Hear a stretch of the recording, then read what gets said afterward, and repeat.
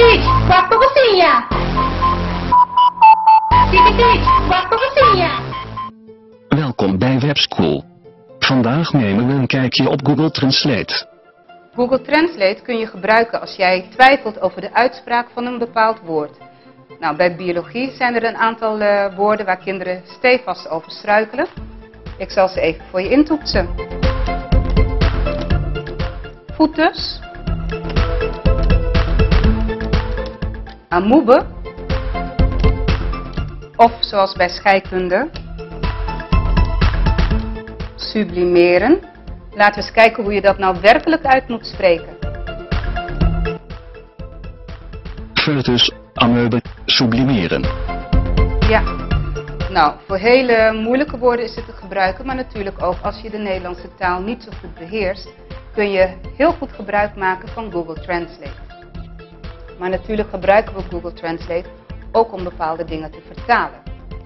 Kijk maar even mee. Maak de zinnen af.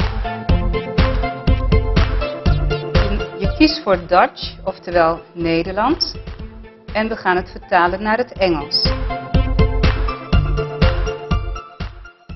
Complete the sentences. Maak de zinnen af. We kunnen natuurlijk ook kiezen om het in het Spaans te vertalen. Completar las frases. Nou, ontzettend handig als een kind huiswerk heeft en bepaalde opdrachten krijgt, maar niet zo goed weet wat hij eigenlijk daar moet doen. Dus maak er gebruik van Google Translate. Je toetszin maak de sommen. Do the sums. Maak de sommen.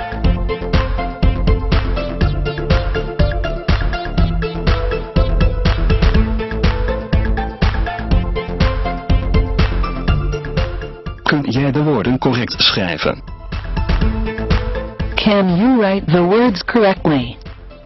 Dit was Webschool. Zoals je ziet kun je Google Translate voor een heleboel dingen gebruiken. En vooral in allerlei talen. Laten we nou eens kijken hoe goed de computer is in papiaments. Kun jij even afsluiten?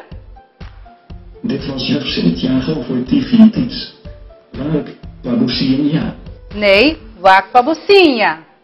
Dit was juf Santiago voor TV Kids. Waak, babucinha. Nee, waak babucinha. Ik bedoel, hoe moeilijk is het nou? Oh, sorry.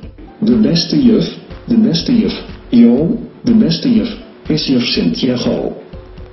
El mejor maestro, mejor profesor. Yo, el mejor maestro, profesor Santiago. Oeps, daar zijn jullie alweer. Ja, nou, we zijn alweer bij het einde gekomen van deze aflevering van TV Teach. Ik hoop dat je ervan genoten hebt, maar vooral dat je heel veel geleerd hebt. En tot volgende week. TV Teach, waak babucinha.